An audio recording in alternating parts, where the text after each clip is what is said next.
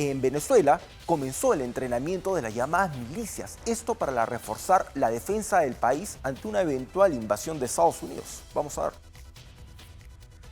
Civiles venezolanos sin experiencia militar previa se movilizan hacia unidades de milicias para entrenar y fortalecer las defensas del país en respuesta al despliegue militar estadounidense en el Caribe.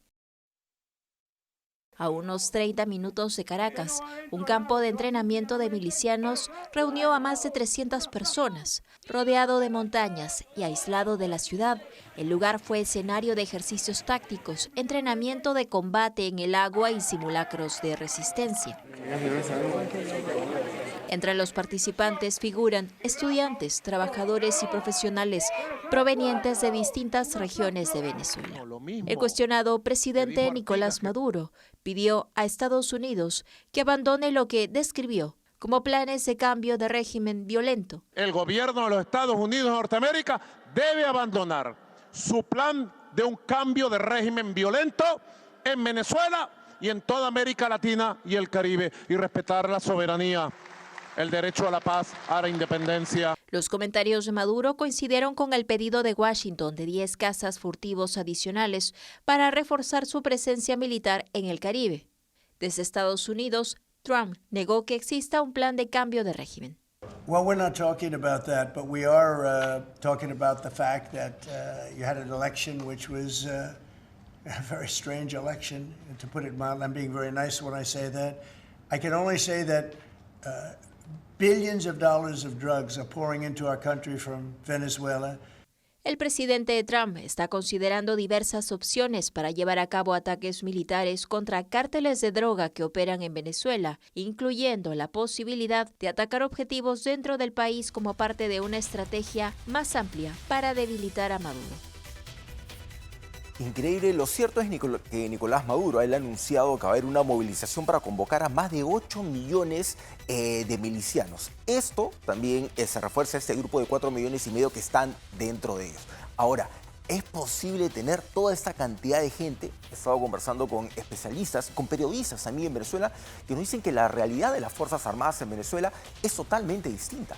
Maduro está llamando a todos estos milicianos, a estos jóvenes, a todas estas personas, porque hay una alta deserción dentro de los militares en Venezuela. Porque obviamente no alcanzan los sueldos, no alcanzan los suministros, la capacidad que tiene para convocar a nuevos miembros es muy baja, tiene una capacidad de convocatoria bajísima. Si bien es cierto, compraron gran cantidad de armamento en la época de la bonanza del petróleo a Rusia y China, nada de eso se ha actualizado, no hay equipo moderno. De hecho, la flota aérea más o menos venezolana, más del 50% está inoperativa, o sea, no funciona.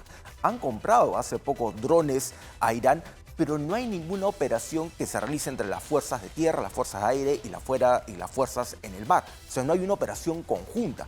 Entonces no hay una coordinación, que es lo que señalan los periodistas, entre todas esas fuerzas. Y eso ha quedado bien claro con algunas operaciones que han realizado con Colombia. Ahora que Nicolás Maduro a veces habla bien y a veces habla mal de Gustavo Petro, ¿no? Claro. Han realizado operaciones conjuntas contra el narcotráfico y nos contaban periodistas venezolanos, la diferencia es abismal. O sea, no hay equipo, no hay preparación de las Fuerzas Armadas, hay muy poco personal, el armamento con el que tienen es muy antiguo, muchos no funcionan. Y ahí es donde viene la razón por la cual él está llamando a milicianos, y eso forma parte de una campaña. Quiere hacer creer a la gente, o quiere hacerle creer al mundo que tienen capacidad de responder ante el ejército de la nación más poderosa del mundo. Y es que ahí se nota y se evidencia una vez más que habrá sido su vicepresidente, pero Nicolás Maduro no es ni siquiera la sombra de Hugo Chávez. Hugo Chávez primero, que era militar. Por otro lado, él sí tenía un trabajo muy importante con las Fuerzas Armadas, de cómo las mantenía, de cómo invertía en las Fuerzas Armadas para ponerlas como su defensa. No solamente el ciudadano que apoyaba a Hugo Chávez, porque era inmenso el apoyo popular que arrastraba Hugo Chávez, especialmente en sus primeros años, pero en las Fuerzas Armadas eran su fuerza de choque real. De ahí que incluso había el debate sobre la enfermedad de Hugo Chávez, si realmente debió quedarse Nicolás Maduro en el poder, porque nunca juramentó presencialmente Hugo Chávez porque ya estaba muy mal, incluso algunos decían que de repente ya había muerto y no lo habían comunicado, o debió quedarse Diosdado Cabello, que era en ese momento el presidente del Parlamento Nacional, que estaba mejor preparado que el señor Maduro.